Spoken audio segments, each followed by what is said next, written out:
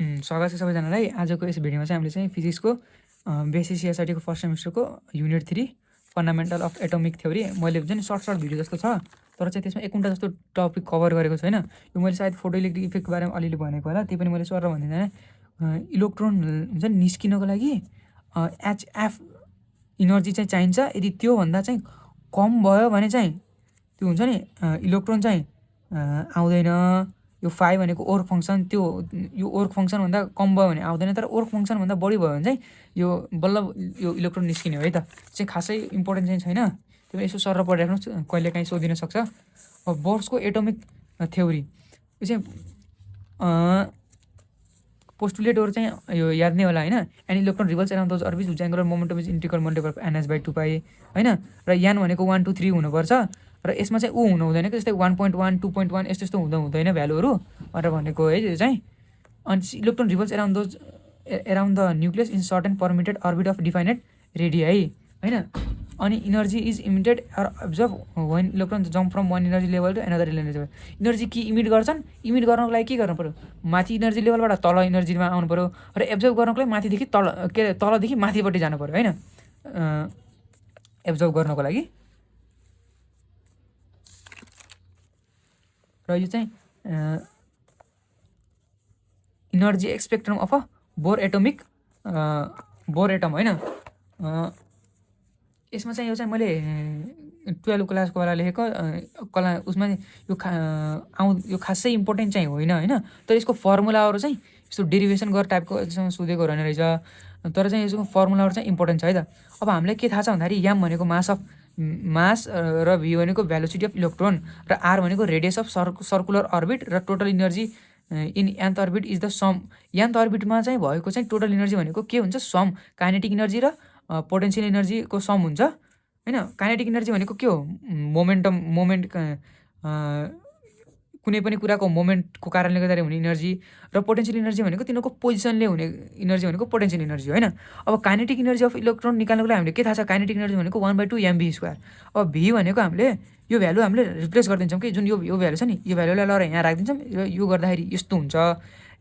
यो एम ईको पावर 4 हुने भयो, अनि 2 2 जा 4 4 2 जा 8 हुने भयो, र h² n² र epsilon naught square. Epsilon naught भनेको के हो, पर्मिटिभिटी अफ फ्री स्पेस होइन। र पोटेन्सियल इनर्जी भनेको एउटा यादै गर्नुपर्छ कि माइनस ईको पावर 2/π4 इप्सन नट आर। सायद मैले यो चाहिँ 12 क्लासको मैले सायद भिडियो बनाएको छु जस्तो लाग्छ, त्यो चाहिँ खोज्नु होला है त, नत्र म डिस्क्रिप्सनमा दिनेछु मैले चाहिँ बनाएको रहेछु भनेपछि चाहिँ। अब ईको पावर -2। अब आरको ठाउँमा छ नि, आरको ठाउँमा हामीले यो रेडियसको भ्यालु ल्याएर रिप्लेस गरिदिन्छौँ कि, र यो गरिसकेपछि हाम्रो यो पाइ र यो पाइ काटिन्छ, अरू सबै तलपट्टिको कुरालाई माथि लेखिदिन्छौँ र जस्ताको त्यस्तै लेखिदिन्छौँ होइन। भनेपछि यस्तो भयो। अब के गरिदिन्छौँ, यो काइनेटिक इनर्जी र पोटेन्सियल इनर्जीलाई हामीले चाहिँ एड गरिदिन्छौँ, र एड गर्ने बेला के हुन्छ, यो चाहिँ नेगेटिभ छ क्यारे भनेपछि हाम्रो यहाँ चाहिँ नेगेटिभ हुने भयो। र यो गर्दाखेरि हाम्रो के हुन्छ भन्दाखेरि ठ्याक्कै यस्तै जस्तो हुन्छ है त, तर यहाँ नेगेटिभमा हुन्छ क्या, यस्तै हुँदो रहेछ, तर हाम्रो के भइरह नेगेटिभमा भइरह नेगेटिभ ईको पावर 4 याम 8 इप्सन नट, त्यो ठ्याक्कै यस्तै हुन्छ तर चाहिँ नेगेटिभमा हुन्छ भनेर चाहिँ डाइरेक्ट यदि टोटल इनर्जी यो इनर्जी स्पेक्ट्रम अफ बोरको यान्थ अर्बिटमा भएको इनर्जी निकाल्न छ भनेपछि डाइरेक्ट त्यही काइनेटिक इनर्जीको मात्रै याद गर्दा पनि हुन्छ, त्यसमा नेगेटिभ हुँदो रहेछ भनेर याद गर्ने होइन। यदि हामीले यी भ्यालुहरू रिप्लेस, मैले सायद यो त्योभन्दा अगाडिकोमा यो भ्यालुहरू लेखेको थिएन, यी भ्यालुहरू रिप्लेस गर्दाखेरि चाहिँ हाम्रो यति हुने हो है त। अनि अब यो कुरा चाहिँ आफै सरी रेकर्ड भयो कि नै है, यो कुरा चाहिँ लो पावर मोड ब्याट्री चाहिँ घटिसकेको रहेछ क्या 20% भन्दा, केही छैन। हाम्रो यो चाहिँ भ्यालुहरू रिप्लेस गर्दाखेरि चाहिँ हाम्रो यो कन्सटेन्टहरू हुन्छ नि त, याम भनेको मास हो, ई भनेको होइन, यस्तो यस्तो कुराहरू चाहिँ कन्सटेन्ट हुनु, यिनीहरू चाहिँ एच भनेको प्ल्याङ्क कन्सटेन्ट, अनि इप्सन नट भनेको पर्मिटिभ फ्री स्पेस हो। यो कुराहरू चाहिँ को चाहिँ भ्यालु रिप्लेस गर्दाखेरि हाम्रो चाहिँ यति आउँछ, र चाहिँ यो चाहिँ सर एकचोटि पढ्नु होला आफै, खासै इम्पोर्टेन्ट चाहिँ छैन क्या यो चाहिँ। एकदम भएको कारणले गर्दाखेरि चाहिँ मैले सर उ गरिदिएको, यो मैले योभन्दा अगाडिपट्टिको भिडियोमा पनि भनिसकेको थिएँ कि यसो नोइज आउँछ, इयरफोन चाहिँ मेरो हराएछ क्या हो क्या त्यसको, त्यही भएर चाहिँ पहिला 12 को भिडियोमा चाहिँ खासै त्यस्तो नोइज आउँदो थिएन, तर यसमा चाहिँ अलिकति नोइज आएको छ है त। अब लिमिटेसन अफ बोर यो चाहिँ उ गर्नु होला, यो फ्र्याङ्क हर्ज एक्सपेरिमेन्ट पनि मैले भनिसकेको छु जस्तो लाग्छ मलाई चाहिँ। अनि डी ब्रोग्ली हाइपोथेसिस अनि यो लिमिटेसन चाहिँ थिएन है त। फ्र्याङ्क हर्जको लिमिटेसन चाहिँ यिनै हुन्, टेम्परेचर एन्ड प्रेसर सेन्सिटिभ हुन्छ, इम्पर्फेक्ट भ्याक्सिनेसन के अरे भ्याक्युम कन्डिसन र एप्लिकेबिलिटी टु कम्प्लेक्स एटम होइन। अनि डी ब्रोग्लीको हाइपोथेसिस भनेको के हुन्छ नि, एउटै हुन्छ नि, यो पार्टिकल चाहिँ कहिलेकाहीँ होइन पार्टिकल जस्तो बिहेभ पनि गर्छ, कहिलेकाहीँ फेरि वेभ जस्तो पनि बिहेभ गरिदिन्छ भन्न खोजेको होइन। यदि the wave associate with the wave matter is called de Broglie wavelength, अनि the wave associate with moving particle is called de Broglie wave or matter wave.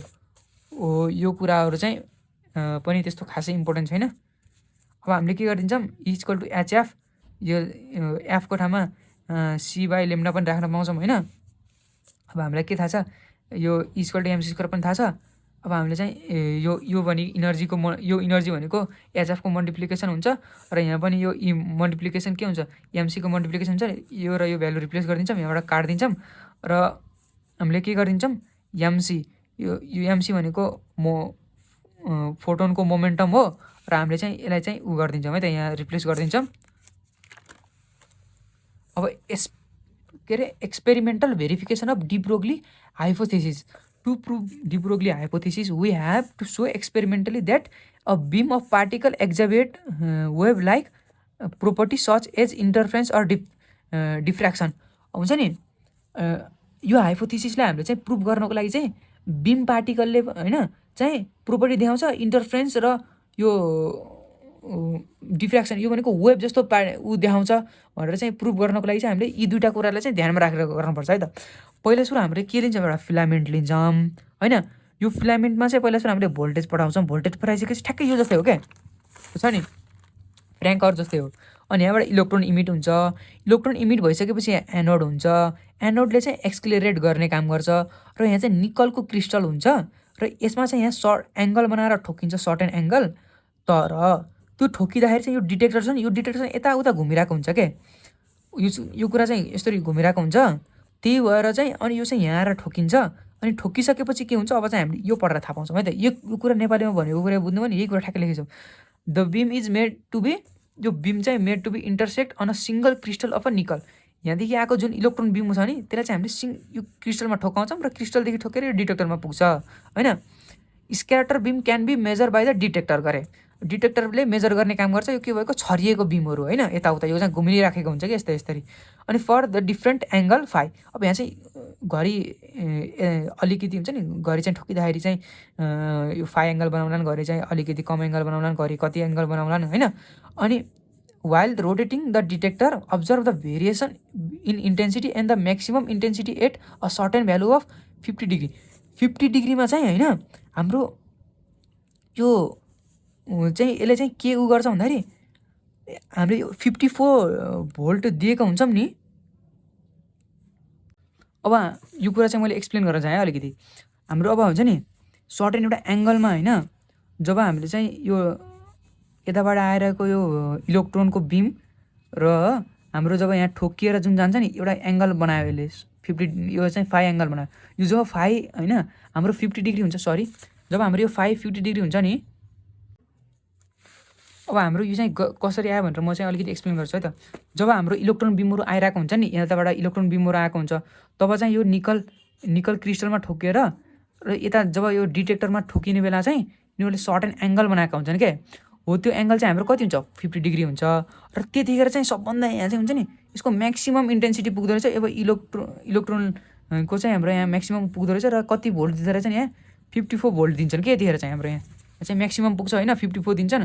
फेरि नर्मल ऊ हुन्छ होइन, फेरि 50 डिग्रीको एङ्गल बनाउँदाखेरि फेरि 50 दिन्छन् होइन, के अरे 54 को ऊ दिन्छन् कति एङ्गलमा, 50 डिग्री एङ्गलमा। अब यसलाई चाहिँ हामीले चाहिँ यहाँ यतातिर लेखेको कुरा हो होइन। अनि the observation of intensity of variation at different angle in experiment involve electron beam provide direct experiment evidence supporting the de Broglie hypothesis, which suggests that particle like electron wave exhibit both wave like behavior होइन। अब यसले चाहिँ हामीलाई के हुन्छ भन्दाखेरि के बनायो गरे, पार्टिकलले चाहिँ वेभ जस्तो बिहेभ पनि गर्दो रहेछ है भनेर उ गरायो। अब हामीले चाहिँ यतिकै भनेर चाहिँ हावातालमा भरेर भएन। अब हामीले चाहिँ यहाँ के गर्छौँ, यो 1/2 mv² इक्वल टु EV हो भनेर हामीले सबैलाई थाहा छ। यसमा चाहिँ हामीले चाहिँ अब अलिकति हिसाब गर्छौँ है त, थोरै थोरै क्यालकुलेसन छ। अब if electron and if an electron of mass m is accelerated through the potential V and velocity, यो ठुलो V है त, ठुलो V हो भनेको पोटेन्सियल हो र V सानो V भनेको भेलोसिटी हो। भनिसकेपछि हाम्रो के हुन्छ, यसलाई चाहिँ यो V भेलोसिटीलाई एकातिर राखिदिने, अनि त्यसपछि अरू सबैलाई यतातिर राख्दा रुटमा यो अन्डर रुट गयो। अनि हामीले के थाहा छ, wavelength of wave associated with electron is भनेको वेभलेन्थ भनेको कति हो, h/mv हो होइन। अब यहाँ यो v को भ्यालु रिप्लेस गर्दाखेरि हाम्रो h/√2EVm हुन्छ। अब हामीले चाहिँ हाम्रो कति उसमा पोटेन्सियल, हाम्रो कति भोल्टेजमा पिकमा गएको, जब हामीले भोल्टेज हामीले कति प्रोभाइड गरेका छौँ, 54 भोल्ट प्रोभाइड गरेका छौँ भनेपछि अब हामीले यहाँ सबै त्यो h भनेको कन्स्टेन्ट हो, यो e भनेको पनि कन्स्टेन्ट हो, v भनेको पनि कन्स्टेन्ट हो, यो मास भनेको पनि कन्स्टेन्ट हो होइन, इलेक्ट्रोनको मास होइन। भनेपछि हाम्रो v मात्रै हामीले भ्यालु रिप्लेस गर्दाखेरि हाम्रो सबै गर्दाखेरि हाम्रो कति आयो, 6.67 आर्मस्ट्रङ आयो। के अरे यो लेम्डाको भ्यालु होइन, 1.67 आर्मस्ट्रङ आयो। जब हामीले यो इलेक्ट्रोन बिमको ठाउँमा चाहिँ हामीले एक्सरे पठाउँछौँ गरे, एक्सरे पठाउँदाखेरि पनि हाम्रो के हुन्छ, हामीले एक्सरे पठाउँछौँ, एक्सरे पठाउँदाखेरि instead of electron beam if we incident beam of x-ray which is a wave in nature. अब एक्सरे भनेको वेभ हो के अरे, द ब्र्याग डिफ्र्याक्सन कन्डिसन, अब ब्र्याग डिफ्र्याक्सन कन्डिसन लगाउँछौँ 2D sin theta equal to n lambda भन्ने कुरा हामीलाई थाहा छ। अब हामीलाई के थाहा छ, यो यताबाट ठोकेर जाँदाखेरि हाम्रो सर्टन एङ्गल गराउँछ फाइ, र यो पुरै भनेको 180 हुन्छ भनेर थाहा छ। अब थीटा प्लस फाइ भनेको 180 भयो भनेपछि 2θ प्लस 50 भनेको 180 भयो। थीटाको बेला हाम्रो 65 आयो। अब हामीले के गरिदिन्छौँ, लेम्डा भनेको यही माथिपट्टिको उसलाई चाहिँ हामीले यस्तो बनाइदिउँ, लेम्डा भनेको 2D sin थीटा n। अब n भनेको हामीले चाहिँ 2 राख्यौँ, यो सरी 1 हो है त, n को बेला फर्स्ट अर्डरमा हामीले गर्दैछौँ, त्यही भएर हामीले 1 राख्यौँ होइन। र हाम्रो यो d भनेको यी दुईवटा बिचको उसको डिस्टेन्स हो है त, यो दुईवटा बिचको डिस्टेन्सलाई d भनेको हामीले सबै कुराहरू हाम्रो यहाँ कन्स्टेन्ट हो के। यहाँ d को भ्यालु पनि हाम्रो कन्स्टेन्ट छ, d को भ्यालु भनेको 0.91 आर्मस्ट्रङ हुन्छ। अब 2D into sin 65 degree divide by 1 भनेको 1.65, यो भनेको लगभग सिमिलर छ कि नै wavelength of electron. Wavelength of electron भनेको हाम्रो कति पत्ता लगायौँ, 1.67 यो रह्यो भनेको लगभग उयो छ। यसको मतलब के हो, के अरे यो पार्टिकलले चाहिँ वेभ नेचर पनि देखाउँदो रहेछ भनेको। अब यो भनेको चाहिँ wavelength of electron, this similarity is an wavelength between this similarity so wavelength between electron beam and X ray reveals the matching diffraction pattern, exhibit different diffraction pattern. अब यो कुरा चाहिँ उयो भइहाल्यो होइन। अब हाइजनबर्ग अनसर्टेन प्रिन्सिपलले के भन्छ भन्दाखेरि हामीले गरे यो इम्पोसिबल छ क्यालकुलेट गर्न, के त्यो हुन्छ नि ठ्याक्कै पोजिसन र मोमेन्टम अफ एन अब्जेक्ट, एउटा कुनै पनि अब्जेक्टको पोजिसन र जस्तै यो एउटा अब्जेक्ट छ, यतिखेर त्यसको पोजिसन यतिखेर यहाँ छ, अनि यसको अब्जेक्टको मोमेन्टम यहीँको बेलाको क्यालकुलेट गर्न मुस्किल छ भनेर भन्छ क्या। अब यसले यो फर्मुला दिन्छ भनेको डेल एक्स भनेको del P greater than equals to h/2π, त्यो भनेको यति चाहिँ इरर हुन्छ त्यो क्यालकुलेट गर्दाखेरि, greater than equals to h/2π चाहिँ इरर हुन्छ भनेको है त। डेल एक्स भनेको अनसर्टन पोजिसन हो, डेल पी भनेको अनसर्टन मोमेन्टम हो, एच भनेको प्लेइङ कन्स्ट्यान्ट हो। र एप्लिकेसन अफ अनसर्टेन प्रिन्सिपल, यही हाइजेनबर्ग अनसर्टेन प्रिन्सिपलको एप्लिकेसन के भनेको non existence of electron and existence of proton and neutron is in nucleus. अनि calculation of binding energy of an electron in an atom, determination of radiation of an hydrogen atom, determination of infinite width of special line to study the strength of nuclear force and stability of the atom, यही भनेको है त। त्यस्तो केही छैन। अब हामी अर्को भिडियोमा भेटौँ है त।